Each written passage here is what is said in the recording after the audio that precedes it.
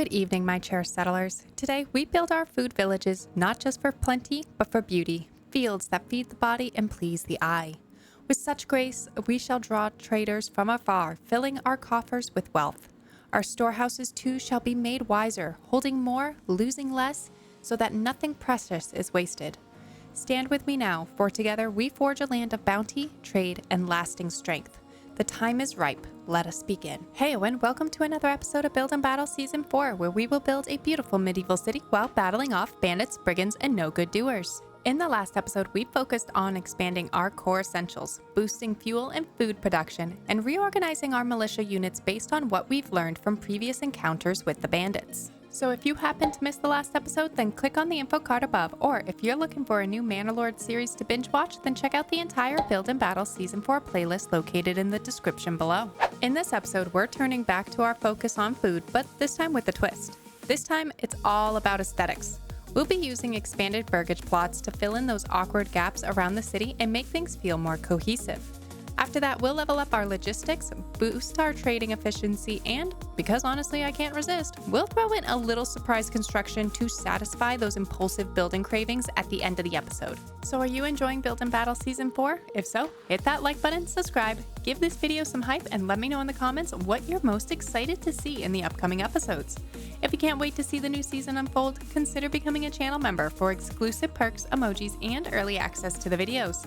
Also, don't miss out on our merchandise linked in the description below. Alrighty, so I'm wicked excited to jump into today's episode. So kick back, grab your beverage of choice, and please enjoy. Today, I want to focus on filling in some of those open spaces around our build with some more structures.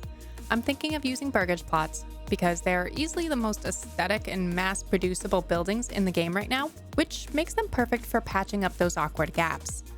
Plus, once we upgrade the backyards, they'll help boost our food production and keep our growing population stable. We're going to start by expanding our second food village. I haven't fully mapped out the design yet, but I've got a few ideas. Maybe another hexagon style or Brawndo inspired layout on the other side of the King's Road, and I'm also eyeing this hill for some corpse pit orchards. So let's jump in, mess around a bit, and see what works, while making sure we're upgrading those backyards with vegetable gardens and apple orchards for maximum efficiency.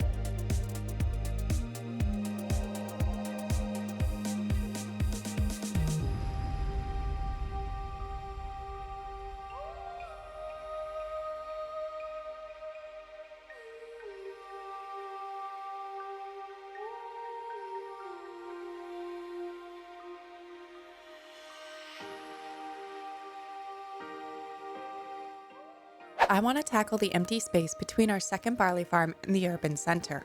I'll be using a lot of the corpse pit method here, but I also want to experiment with some of the aesthetic angles and design choices. The goal is to really thicken up the settlement and start tapering outward from the urban core so it feels like the town has naturally and organically expanded over time. Kind of like the center kept evolving with new buildings popping up around the edges, gradually pushing the settlement's borders outward.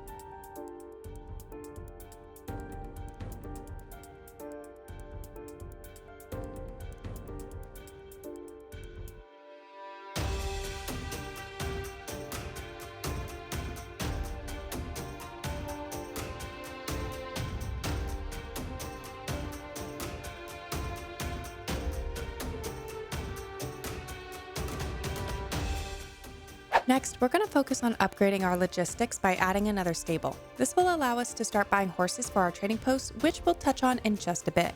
For now, I want to find locations that make both practical and aesthetic sense. I've picked out 2 spots, one near our first sheep farm and another close to our second trading post. The sheep farm location works well because there's a little awkward space near the well and the pasture, and it's also kind of conveniently close to the livestock trading post. As for the second stable, placing it by the second trading post honestly just makes sense. It's logical to keep your horses close to the building that actually uses them.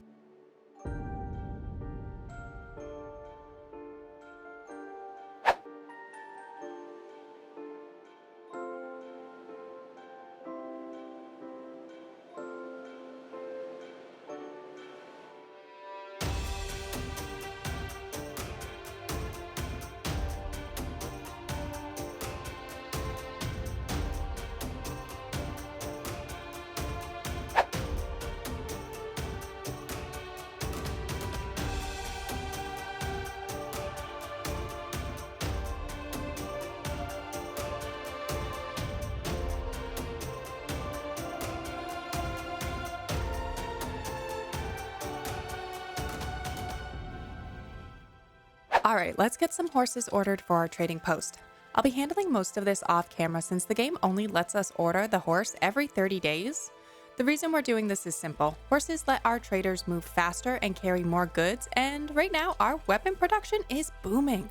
The storage houses are constantly full. I've thought about upgrading a few more burgage plots to produce even more weapons and help chew through our surplus iron. But before we go that route, I want to see how improved trading impacts that overflow in general. After all, the real goal here is to clear out our storage by turning all that excess into sweet revenue. But just making some more weapons won't solve that problem. It would just shift the backlog from iron to polearms or something else. So here's the plan. We'll head over to one of the trading posts, buy a horse, and every 30 days we'll buy another, doing that about 4 times total.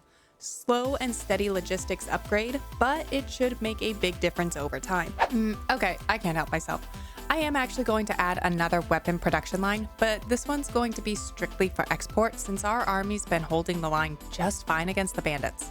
I'm thinking we make good use of our existing plank production by building 2 more burgage plots right along the road that connects our weapon production area to our lumber and plank supply. Once those plots hit level 2, we'll upgrade them into joiner workshops and start churning out small and large shields specifically for trade. It's a solid way to turn XX planks into profit without overwhelming our internal storage.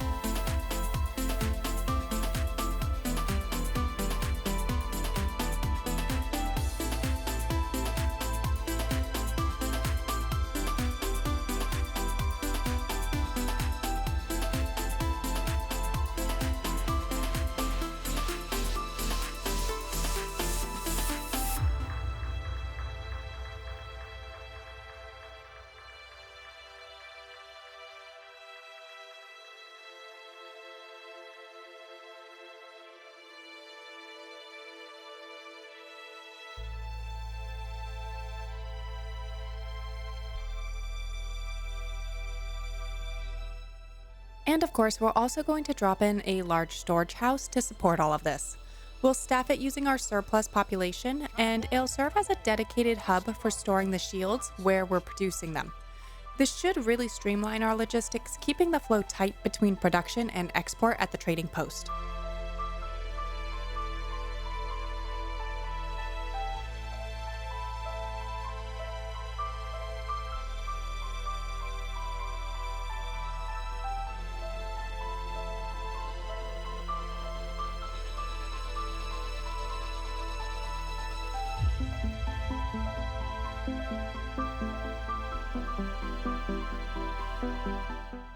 Alrighty everyone, I think that just about wraps up today's episode. If you enjoyed today's episode, please hit that like button or give this video some hype, subscribe, and leave me a comment down below letting me know your thoughts on today's build.